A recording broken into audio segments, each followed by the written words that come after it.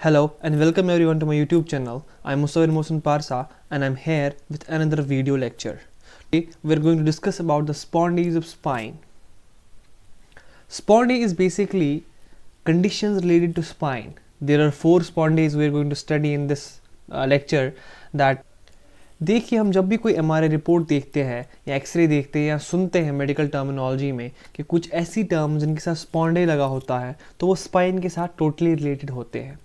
अब अगर हम स्पॉन्डी कंडीशंस की बात करेंगे, हमारे पास कौन कौन से कंडीशंस होते हैं, तो मैं आपको बोलूँगा कि हम 4 स्पॉन्डेज पढ़ेंगे स्पाइन के। क्या क्या होंगे वो? सबसे पहले मैं आपको बताऊंगा स्पॉन्डिलोसिस। सबसे कॉमनली जो हम टर्म देखते हैं आपके एमआरआईज में या कहीं पे सुनते हैं, ये मेडिकल टर्म या एक्सरेज में बोला जाता है कि स्पॉन्डिलोसिस है।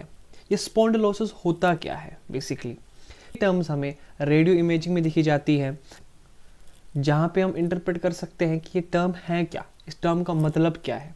देखिए, ये जो वीडियो है ये ना सिर्फ मेडिकल स्टूडेंट्स के लिए है या ऑर्थोपेडिशियंस या फिजियोथेरेपिस्ट के लिए, बट ये कॉमन ऑडियंस के लिए भी है, ताकि जब वो अपना एमआरआई देखे, अगर उनको ये टर्म्स दिख रही हैं तो वो इंटरप्रेट कर सकते हैं कि कौन सी प्रॉब्लम है, कौन सी डिसऑर्डर है, कौन सी डिजीज़ है। पहले मैं आपको लिस्ट आउट कर देता हूँ कि कौन कौन से डिसऑर्डर्स हमें करने हैं इसमें। पहला है स्पॉन्डिलोसिस, दूसरा है स्पॉन्डिलाइटिस, ये टर्म भी आपने बहुत बार सुनी होगी।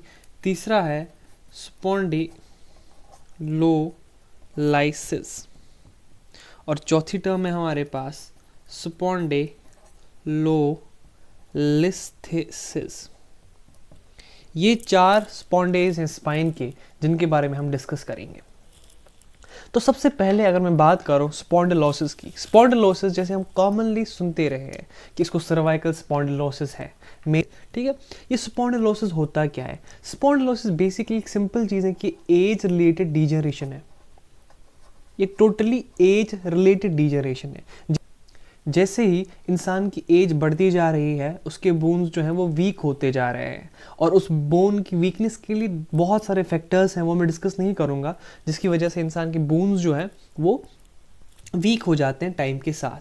तो ये एज रिलेटेड डिजनरेशन है। एज के साथ जब बोन्स वीक होगी, उनमें डिजनरेशन हो गया, तो उसको हम स्पॉन्डिलोसिस कहते हैं, ठीक है। इसको हम कभी कभार स्पाइन का आर्थराइटिस भी कहते हैं। स्पाइन का आर्थराइटिस हम कहते हैं, स्पाइनल आर्थराइटिस हम कह सकते हैं इसको। ये आर्थराइट्स की तरह ही होता है जो हमारे वर्टिब्रास में होता है, ठीक है। तो ये एज रिलेटेड डिजनरेशन है, या हम कह सकते हैं डिजनरेटिव चेंज है हमारी स्पाइन में, हमारे वर्टिब्रास में, हमारे वर्टिब्रल बोन्स जो है उनमें। अब एक किस चीज़ की वजह से हो सकता है? एक तो नेचुरल फिनोमेना है, विद टाइम हमारे बोन्स जो है वो कैल्शियम लूज करते हैं, तो उसकी वजह से डिजनरेशन हो जाती है, ठीक है। या हमारे स्पाइन में ओवर यूज़ हो जाता है, ठीक है। हमारा स्पाइन जो है ओवर यूज़ होता है। अब जो ओवर यूज़ का फैक्टर है, ये हम मेनली देखते हैं यंग एज में। जैसे एज बढ़ती जाएगी, डिजनरेशन होगा। लेकिन आज हम देख रहे हैं कि 30 ईयर के पेशेंट्स में भी स्पॉन्डिलोसिस है। वो किसकी वजह से है? उसके लिए जो मेन फैक्टर है वो एज नहीं है, एज रिलेटेड नहीं है, बट ओवर यूज़ है। ओवर यूज़ का मतलब क्या है?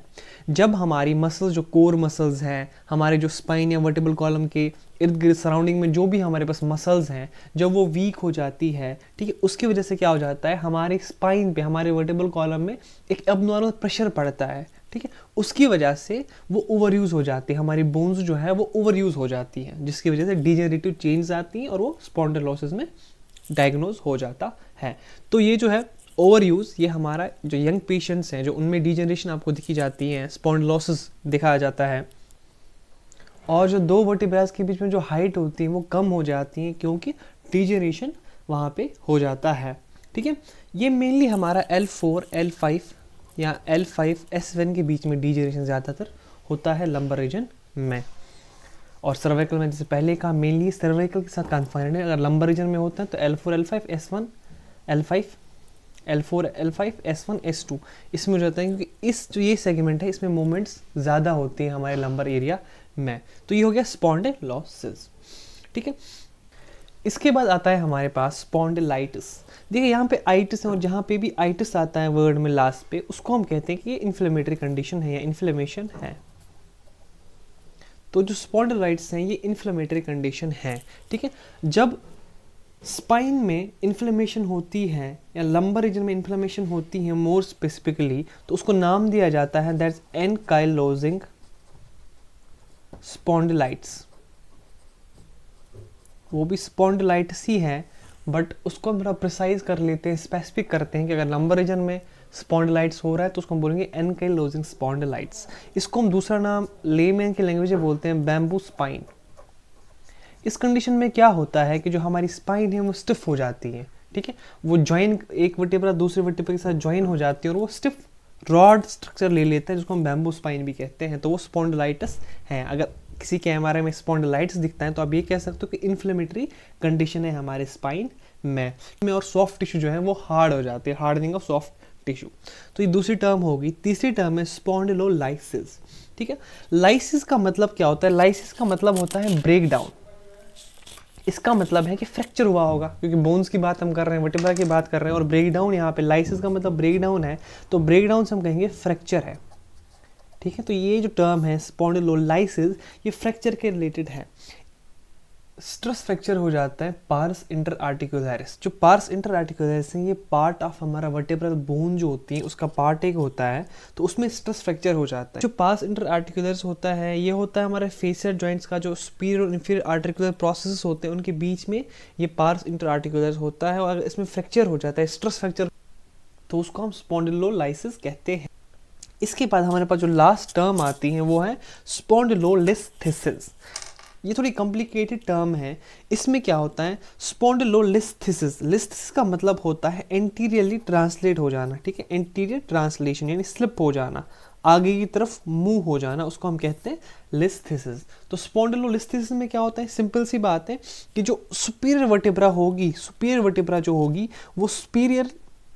वो एंटीरियरली ट्रांसलेट कर जाएगी, मूव कर जाएगी, ठीक है, अपनी इंफीरियर वर्टेब्रा के ऊपर से। उसको हम कोई कहीं मान के चलो L5S1 हमने सेगमेंट ले लिया है।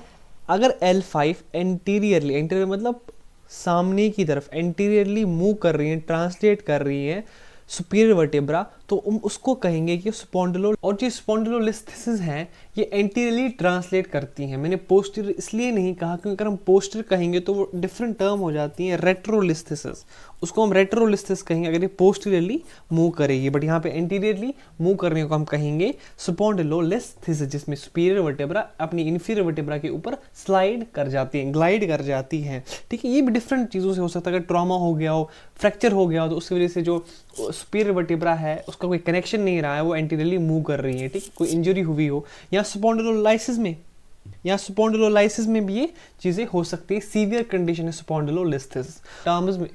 तो अगर इन चारों टर्म्स में से कोई भी टर्म आपको कहीं भी दिख जाए, किसी एमआरआई रिपोर्ट में लिखी हो कोई, तो इससे आप अपने लेवल पे कंफर्म कर सकते हो या गेस कर सकते हो कि कौन सी कंडीशन है।